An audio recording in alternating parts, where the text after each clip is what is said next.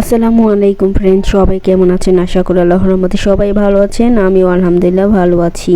তো দেখুন, এটা হচ্ছে কচু দিয়ে চিংড়ি মাছ, দারুণ অসাধারণ মজার একটা রেসিপি। তো এইটা আমি কিভাবে রান্না করলাম আমার পুরো ভিডিও দেখলেই বুঝতে পারবেন। তো এখানে আমি পেঁয়াজ রসুন কেটে নিয়েছি।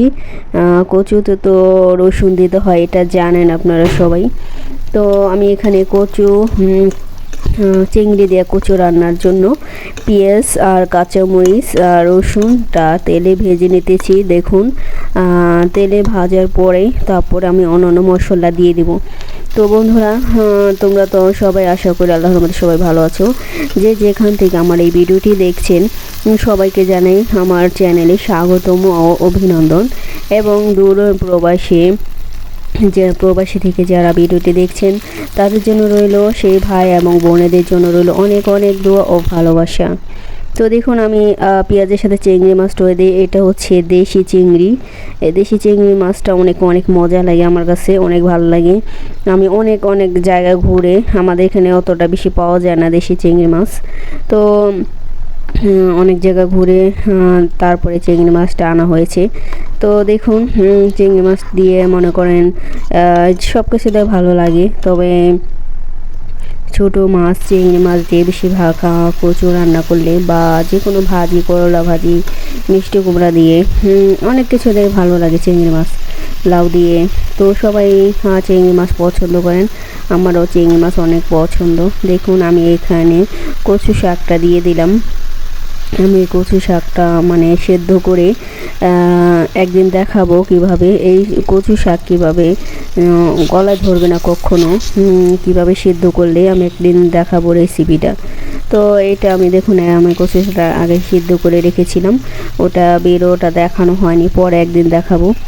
তো আমি চিংড়ি মাছটা আগে কষিয়ে মশলা দিয়ে তারপরে এখন আমি এই দিয়ে দিচ্ছি। এখন ভালো করে ভাজতে হবে যাতে পানি না থাকে, একবারে তেলের ভিতরে দিয়ে ভাজা ভাজা করতে হবে।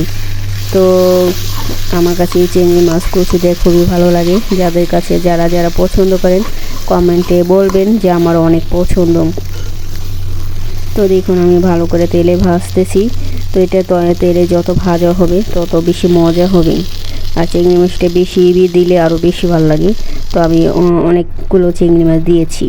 তো এটা হচ্ছে আরেকটা রেসিপি, এটা দেখালাম না, এটা আমার চ্যানেলে আছে। এটা হচ্ছে আয়ের মাছ পেঁয়াজ দা ভুনা, বেশি করে কাঁচামরিচের ঝাল। তো আমরা বেশি তো শুকনো মরিচের ঝাল খাই না, কাশ্মীরি লাল মরিচ দিয়ে অল্প একটু, মানে ওটা তো অত ঝাল নাই। আর দেশি শুকনো মরিচের গুঁড়া তো অনেক ঝাল, তো ওটা খেলে শরীরের জন্য অনেক ক্ষতিকর। তো আপনারা যতটুকু সম্ভব সবাই মানে শুকনো মরিচের গুঁড়োর ঝালটা একটু এড়িয়ে চলবেন, কারণ এটা শরীরের জন্য খুবই খারাপ। যাদের আলসার আছে বা গ্যাস্ট্রিকের সমস্যা আছে তারা তো একদমই খাবেন না, তাহলে বেড়ে যাবে ওটা খেলে। তো তারপর আরেকটা রেসিপি দেখাই, সেটা হচ্ছে ডাল পুরি। তো আমি ডাল পুরি কীভাবে বানাই সেটা আপনাদের সাথে শেয়ার করলাম।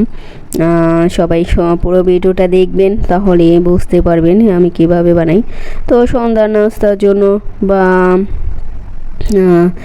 সকালে নাস্তা বা যেখানে বেশিরভাগই সন্ধ্যা নাস্তায় খাই ডাল পুরি, আলু চপ, বেগুন, সব ভাজা পোড়া। তো আমি দিয়ে দিলাম খাবার সোডা এখানে পরিমাণ মতো, কারণ আপনার ময়দা যতটুকু থাকবে ঠিক পরিমাণ মতো দিবেন লবণ এবং খাবার সোডা। এটা দিলে কি আবার ফোলে, মানে পুরিটা ফুলে, বা যে কোনো ভাজা পোড়াই আলু চপ বেগুনির মধ্যে সবাই খাবার সোডা দেয়। তারপরে দিলাম একটু সয়াবিন তেল। এটা যখন আটাটা ছানবেন তখন এই তেলটা দিবেন, তো খাস্তা হয় অনেক, মানে মুসমুসে হয়, পুরিটা খুবই মজা হয়। তো এই জন্য তারপর আমি একটু তেল দিয়ে দিলাম। এখন ময়দাটা মেখে নেব হালকা, তারপর আমি পানি দিয়ে ছেনে নেব, মেখে নেব। তারপরে কিছুক্ষণ রেখে দেওয়ার পরে তারপরে বানানো স্টার্ট করব। তো দেখুন, আমি পরিমাণ মতো পানি দিয়ে দিছি, তবে অল্প অল্প প্রথম পানি দিবেন।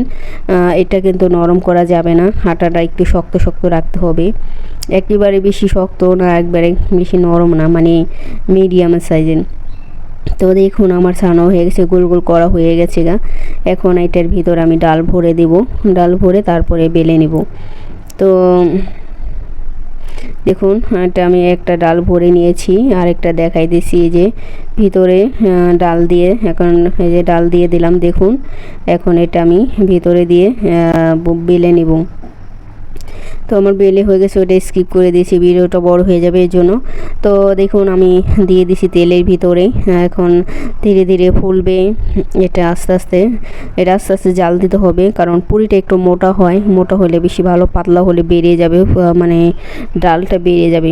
তো যখন পুরিটা বানাবেন একটু মোটা করে নেবেন, তাহলে আর ফাটবে না, এটা ফুলবে ভালো। যদি একটু ফাঁকা টাকা থাকে তাহলে ওটা ফুলে না। তো দেখুন আমার পুরিটা অনেক ফুলছে। ওই যে দেখুন আরেকটা দিয়ে দিছি, আরেকটাও ভাজতেছি। যদি একটু ফেটে যায় তাহলে ওটা ফুলে না, মানে ডাল তেল ভিতরে ঢুকে গেলে এটা একটু ফুলে নাই বেশি। এটার ভিতরে একটু তেল ঢুকে গেছিলো মনে হয়, একটু ফেটে গেছে, ফাঁকা, মানে যে কোনো ভাজা পোড়া জিনিস একটু হয়তো বা এদিক সেদিক হয়ে যায়। তো দেখুন বড়িটা আমার বানানো হয়ে গেছে অনেক সুন্দর মুসমুসে। আমি একটু মানে বেশি ভাজছি, কারণ আমার যারা একটু বেশি পছন্দ করে ভাজা, তো আমি একটু বেশি ভাজলে আমার কাছে বেশি ভালো লাগে। তো সবাই যারা যারা আমার চ্যানেলটিকে সাবস্ক্রাইব করছেন সবাইকে অনেক অনেক ধন্যবাদ। আর যারা করেনি প্লিজ আমার চ্যানেলটিকে, আমার ভিডিও দেখে যদি ভালো লাগে অবশ্যই সাবস্ক্রাইব করবেন এবং পাশে বেল আইকনটা বাজিয়ে দেবেন। পরবর্তীতে যখন আমি ভিডিও আপলোড করব আপনার কাছে পৌঁছে যাবে। দেখুন আমি আরেকটাও দেখালাম কিভাবে ভরতে হয়। তারপরে এটা মুখ আস্তে আস্তে মুখ বুঝিয়ে দেবেন।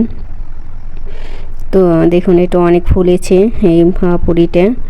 তো যেটা একটু ফাঁকা মানে ছিদ্র হয়ে যায় সেটা আর ফুলবে না, এটা ছিদ্র হয় নাই, এটা ফুলেছে অনেক।